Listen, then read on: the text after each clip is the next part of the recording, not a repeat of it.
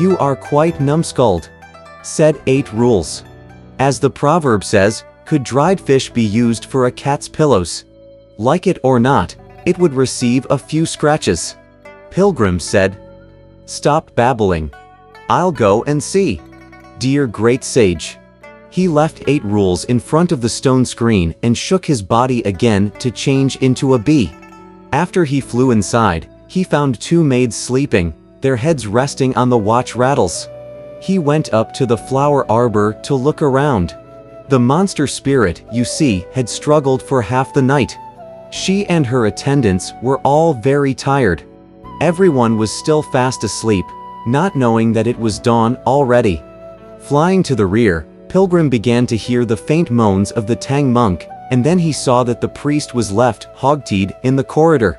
Pilgrim gently alighted on his head and whispered, "Master." Recognizing the voice, the Tang monk said, "Have you come, Wukong? Save my life, quick." "How were the night's activities?" asked Pilgrim. Tripitaka, clenching his teeth, replied, "I would rather die than do anything of that sort." "I thought," said Pilgrim.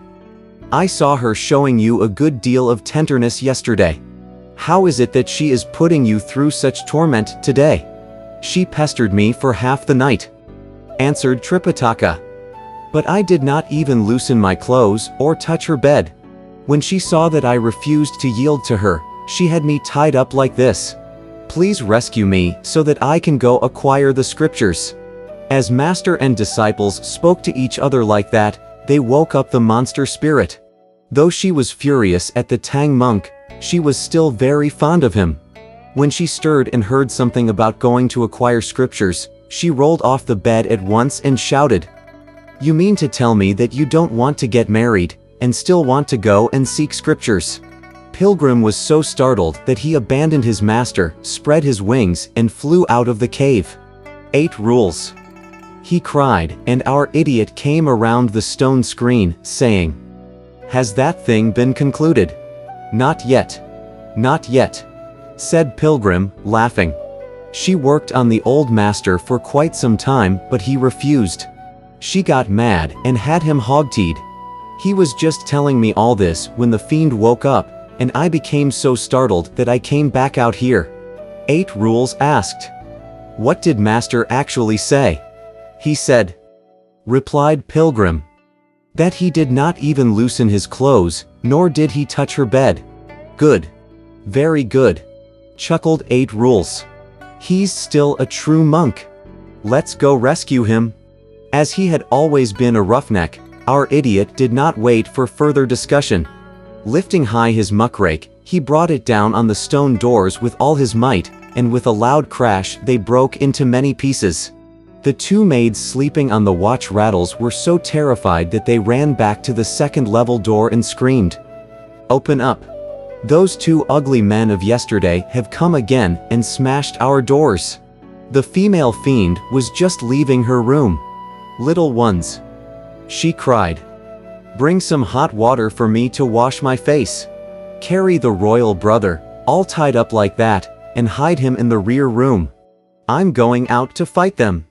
Dear monster spirit." She ran out with her trident uplifted and shouted, "Brazen ape! Wild boar!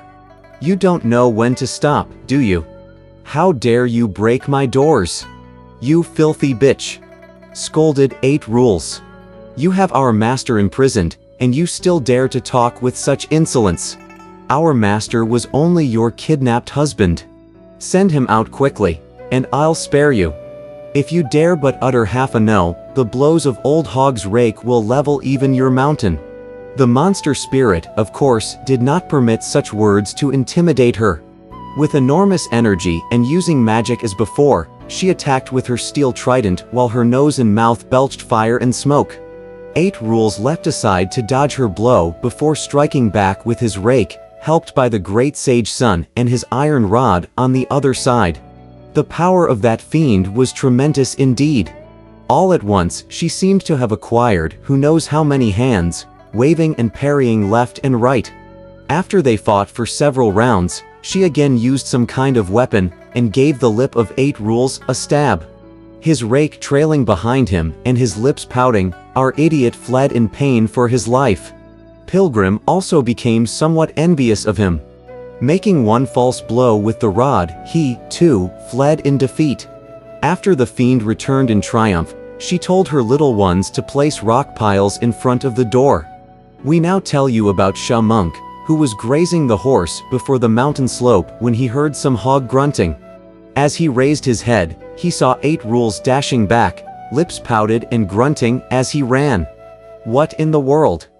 asked Shamunk, and our idiot blurted out. "It's awful. It's awful. This pain. This pain." Hardly had he finished speaking when Pilgrim also arrived. "Dear idiot," he chuckled. "Yesterday you said I had a brain tumor, but now you are suffering from the plague of the swollen lip.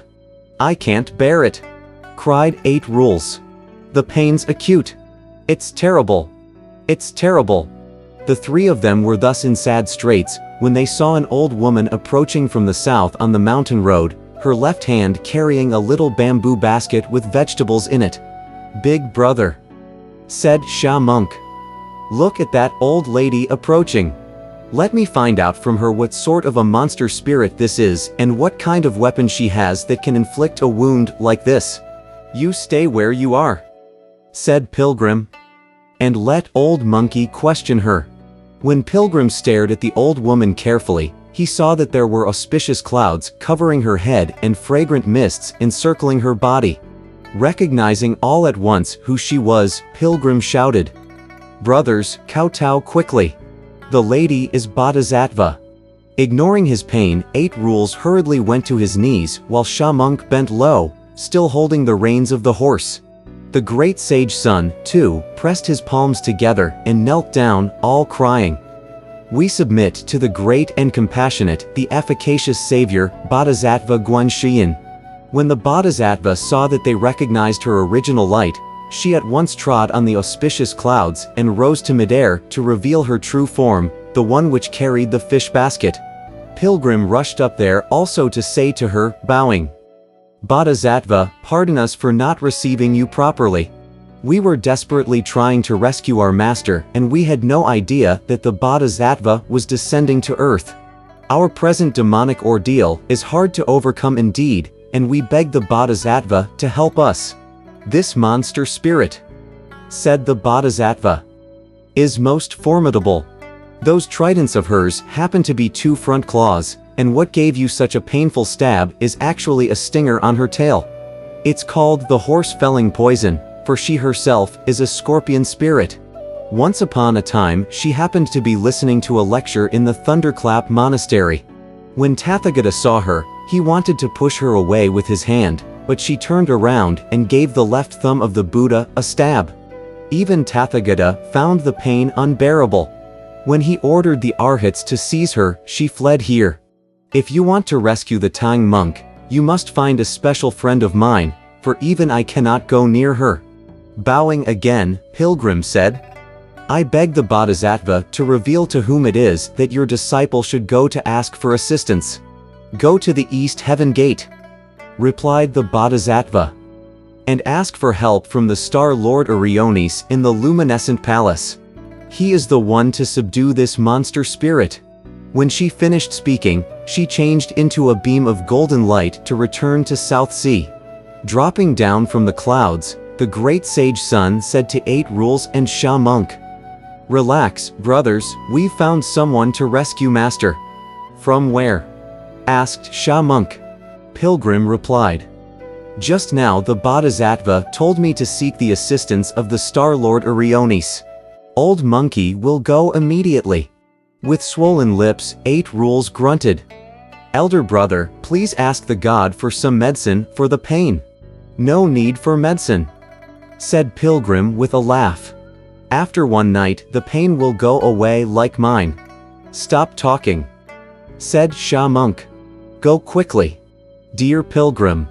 Mounting his cloud somersault, he arrived instantly at the East Heaven Gate, where he was met by the Devaraja Vairu, Haka. "Great sage," said the Devaraja, bowing. "Where are you going?" "On our way to acquire scriptures in the West." replied Pilgrim. The Tang monk ran into another demonic obstacle. I must go to the luminescent palace to find the star god of the rising sun. As he spoke, Tao, Zhang, Xin, and Deng, the four grand marshals, also approached him to ask where he was going. I have to find the Star Lord Orionis, said Pilgrim, and ask him to rescue my master from a monster spirit. One of the grand marshals said, by the decree of the Jade Emperor this morning, the god went to patrol the star-gazing terrace. Is that true? Asked Pilgrim. All of us humble warriors, replied Grand Marshal Xing, left the Dipper Palace with him at the same time. Would we dare speak falsehood? It has been a long time, said Grand Marshal Tao. And he might be back already. The great sage should go to the luminescent palace first, and if he's not there, then you can go to the star-gazing terrace.